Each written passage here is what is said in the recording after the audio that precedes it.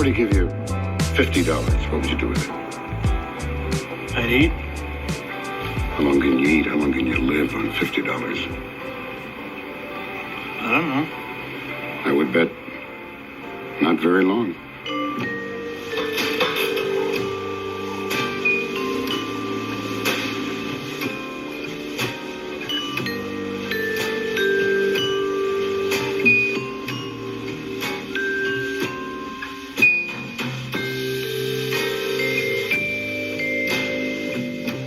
It's always good to meet a new friend. Oh, you took care of him? John is a very old friend. I think he's pretty adorable, the way he follows you around and looks up to you. Hello. Hi. I don't do anything that I don't want to do. You understand? Says you remember, Jimmy. Yeah! Friend who lives up there? I saw you playing crap over the original Doom. Bet the hard 8 for 1,000 and you pressed it for 2. Stupid bet. He thinks you don't like him. I don't. I know some things about Atlantic City. You walk around like you're Mr. Cool, Mr. Wisdom, but you're not. You're just some old hood. Please do not put a bullet in me. I love you, Sid. And please don't tell John what I've done. So you think what? That you can just walk through this life without being punished for it?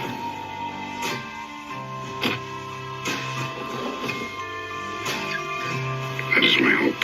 I don't want to die. Philip Baker Hall, John C. Reilly, Gwyneth Paltrow, and Samuel L. Jackson. Hello and welcome back to Hard Dave's Eight. Movie Diary. Yes, Hard 8 from 1996, the debut feature film from a guy called Paul Thomas Anderson. What a glittering career he's gone on to have. I don't think I saw this before I saw Boogie Nights. Boogie Nights came out the year later in 1997, one of the best movie years of my life. So I don't think I knew about Hard 8 until at least 97, maybe 98 even. But I do recall really liking Hard 8. And I do think that rewatching it now, it's impossible not to view it through the prism of everything that PTA would go on to do afterwards. And it really fascinates me how he goes from this to Boogie Nights just a year later. What is Hard 8 about? Well, the film opens with a down on his luck young man sitting outside a diner after losing everything in Las Vegas, and that is the John C. Reilly character. He's approached by an older gentleman named Sidney, played by Philip Baker Hall. Sidney takes him under his wing. He's an older gambler. He shows him how casinos really work, gets him involved in some small gambling tricks and hustles, and gradually helps him build a new life. And it's unclear why he's doing this, why he's helping this guy, what's in it for him. And John C. Reilly is wondering the same thing. There's a great scene early in the diner where John C. Reilly makes it clear that he will not be paying back any favors in a sexual way, and it's quite a funny scene. And then we flip ahead to 2 years later, and John C. Reilly's character has become Sidney's companion and protege. Companion in a mentor thing, and he follows him around. He's aping the way he dresses. He's got basically the same kind of car, and they're making a living going around casinos. However, things get quite complicated when a troubled cocktail waitress and part-time prostitute played by Gwyneth Paltrow enters the scene. And as with other films, Fabulous Baker Boys comes to mind, actually, where you've got two guys. In that case, that was two brothers, and a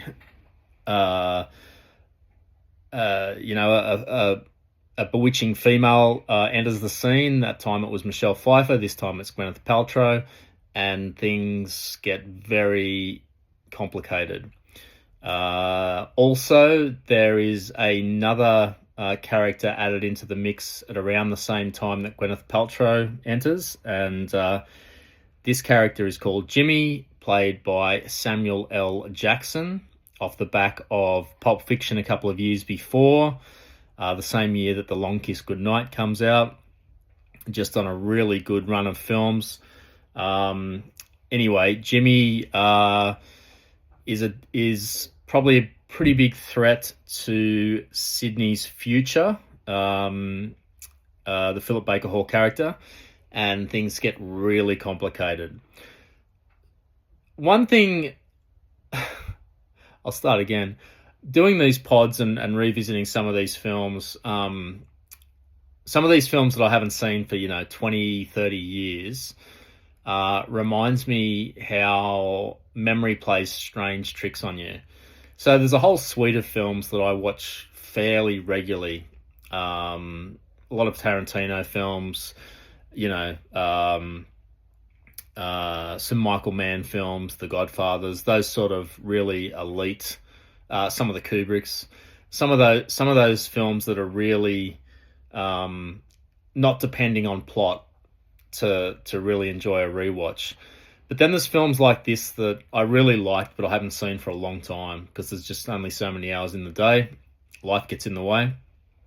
And the things that I remember now are more about what I felt about them more than the plots. So I remember really enjoying this film and watching it a couple of times after the first time. So probably saw it a couple of times before this century. But I don't think I've seen it since. And I'd recalled this as a gambling film. I mean, it's called Hard Eight. It's set in Vegas. It's about gamblers. And I thought it was actually more about the cons and the hustles and that sort of thing. But really now I see there's actually very little gambling in it. Gambling is just like the moving wallpaper that's always in the background here. It's really a film about relationships, the past, guilt, redemption, pretty big themes, but set in very small surroundings. And the film doesn't really have much scope in terms of the setting and the characters. It's about four people, generally in Vegas. And the other thing I realized when I was watching it is that I was judging the film. I mean, it's impossible not to judge films when you watch them against, other things that the director's done, and that's what I was doing in this case. I was comparing it against Paul Thomas Anderson's later work, instead of just appreciating this as a first feature from an unknown young filmmaker in 96. But that's fine if you're watching it in 96. It's a bit hard now in 2026 when you look at the things that PTA's done since then. There's a few things to talk through here. One of the interesting things I realized partway through is that Paul Thomas Anderson was a really young man when he made this. I don't know how old he was, but I'm thinking mid-20s, right? And yet, for his first feature film, which presumably he's had his whole life to think about, he centers the entire film around a man in his 60s. That's Philip Baker Hall's character. So the main character in his first feature film is basically old enough to be his grandfather. And that strikes me as a really unusual decision for a filmmaker in his early 20s. I would have thought most young directors would write themselves into the John C. Reilly role. And it's right there.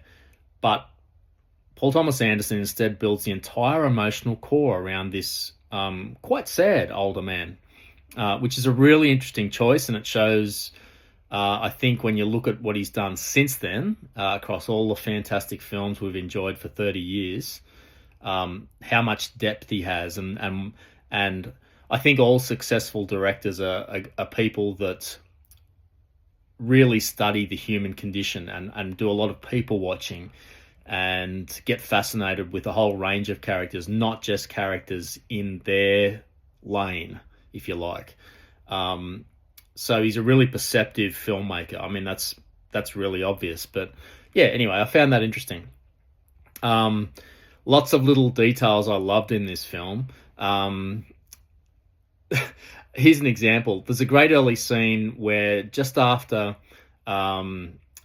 Sydney, the Philip Baker Hall character, asked John C. Riley. John C. Riley asked Sydney for a cigarette in the car when they're driving off to Vegas, and this is after John C. Riley said, "Look, I'm not going to do any. I don't suck dick. I don't do any sexual stuff.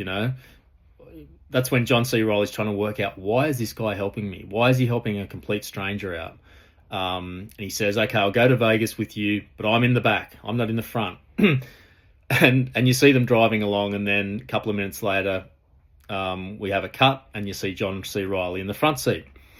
And then he asks Philip Baker Hall for a cigarette. Baker Hall gives him the match to light it, and he refuses.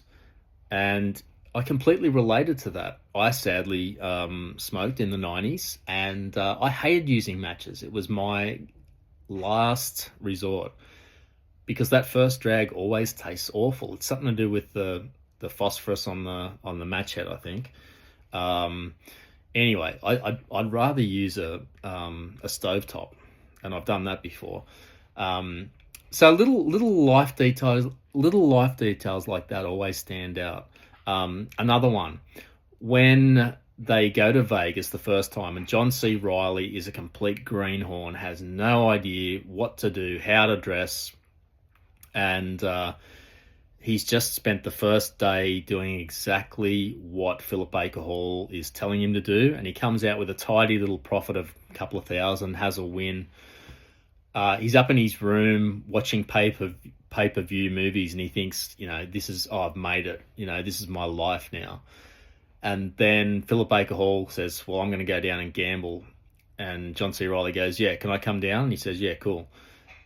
But before he goes down, he has to tighten the Velcro straps on his running shoes. Little nothing detail, right? But it says so much about the type of character that John C. Riley's playing here. And it tells you instantly how down on his luck he is. And you see it when he's gambling there, and he's got all his belongings in this drawstring bag at his feet. And then when you see it go forward by a couple of years, he's wearing like this shark skin suit, looking pretty good, relaxed. He looks like he belongs there when he's with Sam Jackson's character. Anyway, there are some great performances in this film, as you'd expect now from Paul Thomas Anderson. He's really a guy that looks after his actors, and over time he's developed a really strong ensemble of actors, and that's what these auteur directors tend to do, isn't it? You think about Tarantino with Sam Jackson appearing in multiple films, for example. You think about, for Paul Thomas Anderson, it's definitely people like John C. Riley, Philip Seymour Hoffman. They have their favorites, and De Niro and Scorsese, Leo DiCaprio now and Scorsese. There's plenty of other examples of that. And that's because the scripts and the direction is really centered on character studies. And yes, Paul Thomas Anderson makes really entertaining films where there's generally lots of action happening. Not so much in this one for the most part, but it's really centered on actors. He's an actor's director for me. And Philip Baker Hall is another one. He appears in at least the first 3 Paul Thomas Anderson films. He's just perfect for this role. And there's so many awesome close-up shots of him just staring out with those big sad eyes that he's got. And he's got these huge pouches underneath his eyes. It's such a lived-in face.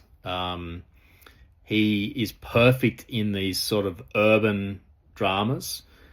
He's always wearing a suit. He's always quite impeccably attired. He's not roughing it somewhere. So he's perfect for most of the films that that PTA makes. John C. Reilly, again, also perfectly cast. Let's think. You need someone who's got some slight loser energy, naive, like a big puppy dog, but someone you can sympathise with. John C. Reilly. In the dictionary, John C. Reilly is this guy, time and time again. Even in Boogie Nights, he's this lovable guy with not too many brain cells.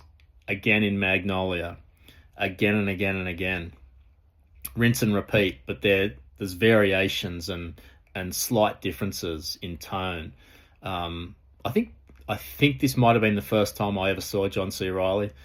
I thought, who is this guy? He is just brilliant. He shows a lot of range in this film. He's got plenty to do. He's nearly on an equal billing with Philip Baker Hall. Nearly, but not quite. There's some darker elements in this that really make it Philip Baker Hall's film, which, like I said, I can respect, and it's a really interesting choice. Gwyneth Paltrow. Gwyneth Paltrow now has become something entirely different in the culture than what she was in 95, 96, 98, when she was in Shakespeare in Love. She had the world at her feet back then as an actress. Yes, she comes from Hollywood parentage. Her dad, Bruce Paltrow, was an actor. Her mum, Blythe Danner, was probably a slightly more well-known actor than Bruce Paltrow was. I saw her recently in, what was it? Another Woman, the Woody Allen film. She's got a slightly more recognisable face to me, but that's just me. But Gwyneth Paltrow by this time had already done Seven. Massive film with Brad Pitt, who she was in a relationship with at the time. And then she does this, a few other things, but Shakespeare in Love still around the corner. I think people have forgotten because of some of the other things that she's done, mainly outside acting.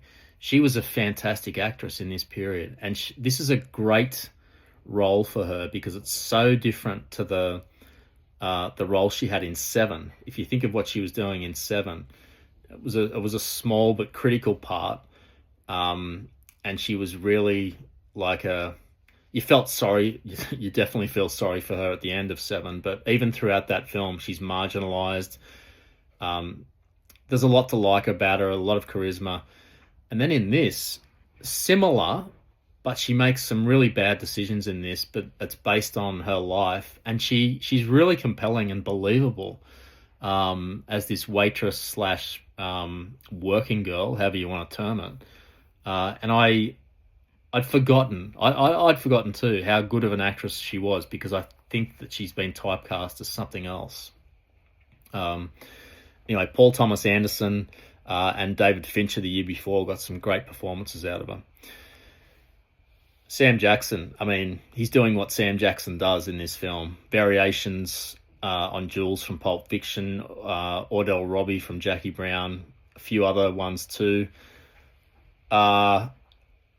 Cool, dangerous, street smart guy, does it really well. This character's a bit darker than most of his characters. Have more cinematic energy to them, and some pretty funny lines, and talking in parables. And this guy's just a bad dude. He's just out for some cash. Philip Baker Hall sums him up pretty quickly and pretty accurately. It's a good performance, actually. It's not a shocking performance. It's not like Morgan Freeman in Street Smart, for example, playing a pimp who is one of the worst dudes you'll ever come across. But yeah, it's a much darker energy that Sam Jackson's being allowed to portray here. Of course, Philip Seymour Hoffman pops up as well in a brief cameo that's really, it's just classic Seymour Hoffman at the craps table. He's this loud southern redneck, shoulder length hair, insulting Philip Baker Hall, going for broke, takes him down and just keeps on going. What a yeah. There's another time and a place for me to talk more about Phil Seymour Hoffman. Punch Drunk Love, he comes in with a great cameo as well. He becomes one of Paul Thomas Anderson's main men. You think about The Master in particular, but Boogie Nights as well. He's got a critical role in that and in Magnolia as well. One thing that I found a bit confusing and early on was differentiating between Philip Seymour Hoffman and Philip Baker Hall. I didn't know a whole lot about either of them. They're vastly different actors, of course, at different ends of their careers, and but they just both have Philip. They both have 3 names. They were both in the same films. Took me a little while to stop mixing them up. I'm a slow learner. Another thing I was thinking about when I was watching this, there's some Tarantino energy here, but that I realized when I said that, or when I was thinking about that during the watch, that's a little bit lazy on my part as well. Why did I think Tarantino? I think it was more about the street level characters, some criminals, some low level hustlers, the kind of motels, day-to-day problems. The fact that, that when you watch it, you've got no clue what's happening next. Really inventive script that the director has written as well, an auteur, really modern, but really modern, but also paying homage to I think the 70s, which obviously Tarantino lives in the 70s generally. There were some echoes of Jackie Brown in there. But of course, the difference is tone in this film, and what I came to, what my bottom line was, that I feel like Tarantino characters always feel like they know that they're in a movie to me. They're saying really cinematic things. They're being allowed to speak their roles, and then the next person comes in, and that, like you buy into that, you agree to that. These characters in this film don't. They seem much more realistic, grounded, a bit grittier, a bit harder to like, generally. It's a much more straightforward, dramatic rendering of some pretty tough circumstances. So, yeah, they're sort of operating in parallel lanes when I thought about it a bit more. But I just thought it was something interesting to think about. Now, the strongest part of the film for me is discovering why Sidney is doing what he's doing, the Philip Baker Hall character. Why does he build up this stable of people, younger people that he's helping? For a while, I'd completely forgotten the premise of this film, and I was thinking, what is he going to ask in return from John C. Reilly and Gwyneth Paltrow? What's in it for him? Is he just lonely? Is there some deep, dark secret that he's trying to overcome? And of course, when you watch the film, you realize why he's doing it. There's an explicit reason why he's helping out John C. Reilly in particular. But I do think that he makes a reference in the film to not knowing where his adult children are. He hasn't spoken to them for some time. And so John C. Reilly and Gwyneth Paltrow effectively become surrogate children to his character. And I still do think that's a big reason why he takes such extraordinary care of them. Gets them out of some really terrible situations, schools them in life, gets them back on their feet, offers them money whenever they need it, really looks after them constantly, better than most fathers do. There is another layer to that, and I won't spoil that for anyone who hasn't seen this film, because I feel like this isn't Rocky, or this isn't, this isn't a film where necessarily everyone's seen it and everyone knows what the explicit reasons are for Philip Baker Hall's behavior in this film. But there's compensating for failed fatherhood and atoning for things. Double motivation, really great writing. It goes without saying that anything that PTA does is brilliantly directed when you think about his career. But I really liked particular scenes and camera decisions about where the camera was pointed. I'm not gonna get really technical on this, but I just noticed in particular one scene. It's where Philip Baker Hall, in the middle of the night or at night sometime, he's going to this motel room and you're thinking, what's going on here? And he bangs on the door and it's John C. Reilly's room. He responds to him and he's sort of reluctant to come to the door. And at first I'm thinking, oh, it's because he's got Gwyneth Paltrow in there and they're undressed and he's embarrassed or something, because he doesn't want Philip Baker Hall to go in there. Anyway, he demands to come in. There's a bit of chat, and then they're standing there in the doorway and you can't see anything else. And John C. Reilly doesn't want Phil Baker Hall to turn the light on. He turns the light on. They both stare back into the room. You can't see what they're seeing, but the look on their face says it all. And then your mind as the audience member starts ticking and you're thinking the worst. You're thinking, what, like a dead body or something horrific. Beautiful building of tension. Just fantastic filmmaking. It's such a simple thing, but I think most filmmakers, especially not however old PTA was, 24, 25, they don't come up with something like that. It shows a guy who'd already thought a lot about filmmaking, and I'm sure that he is someone with a one-track mind probably, or just about. It's fantastic. There is a subplot in this film that's critical to the story, but it's sort of tough. And stop listening now if you are thinking about watching the film. But it's to do with this motel room, and of course, when you've seen the film, you know that I'm talking about this kidnapping subplot. I know it is really important to progress the film to the next level with Sam Jackson's character, but I found it quite jarring tonally. I actually was enjoying the way the film was going, in a quieter way, the relationship between the three characters, four marginally with Sam Jackson, but having gambling as the background, and I thought there was enough there for just a really interesting film. And then it seems to jump a couple of levels in one go with the kidnapping stuff. And I don't know, maybe it was because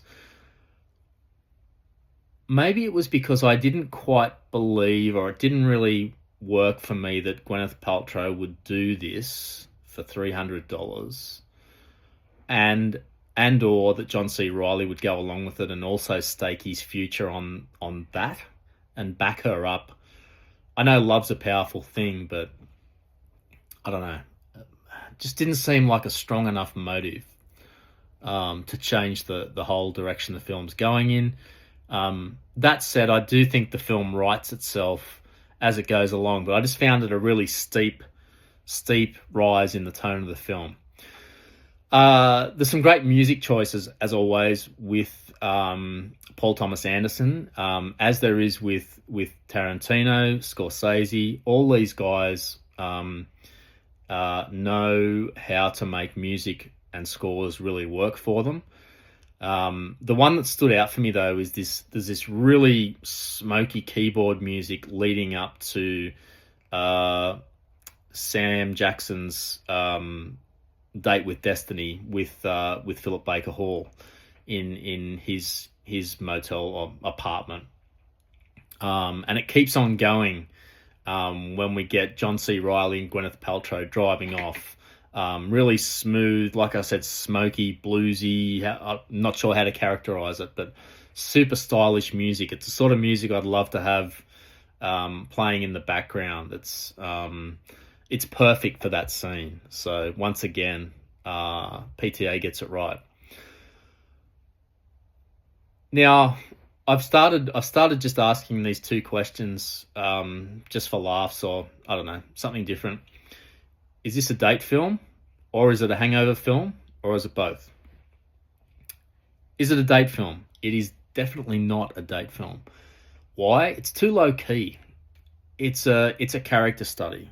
There's no huge payoff, really. There's no big laughs, no big suspense. There are not huge excitement levels. It's full of great performances and it's an interesting story, but it's definitely not a first date movie. Maybe it's a movie somewhere down the track if you really love PTA films and you want to go back and revisit them. Maybe there's a retrospective showing somewhere. Okay, fine. It's not going to get you that date dynamic, that vibe that you're looking for with someone new. Is it a hangover film? I don't think it is either, because this film asks a lot from the viewer. You really need to get drawn into it and think carefully about what's motivating Sydney. And I don't think it's not a film you can casually tune in and out of and let your mind wander as you do when you're hungover. So I think if you do that, this whole movie really collapses and falls really flat if you don't tune into it and think a bit. So it's a neither for me. It's a movie to watch when you want to watch a serious film. It's not a mate's film either. It's really a solo guy film, I reckon. Yeah. Overall, it is a really well-crafted film with an interesting storyline and some great performances. But what I kept thinking about is the biggest thing I come away with is it's really fascinating to compare this against what Paul Thomas Anderson did a year later with Boogie Nights, 3 years later with Magnolia. Those are massive films in terms of scope and breadth and the size of the cast and what he's trying to do. And those films are hitting all sorts of things: comedy, black comedy, dramatic moments, action, all meta, films within films. Like, I think about those two big films, and they're like twice as long and more than this film, running time. They're kind of like Robert Altman films, updated or paying homage to and making them about, the porn industry or really deep, dark families and things like that. Really fully formed. Wouldn't it surprise me? I'll start again. I think for most directors, it would take them like 10 years to go from Hard Eight to Boogie Nights. Not 1 year. And he must have already had Boogie Nights and Magnolia in his back pocket. That just blows my mind that a young guy had already come up with these fantastic ideas. That's why Paul Thomas Anderson is a genuine auteur, and I'm just an old guy that makes podcasts that probably no one listens to.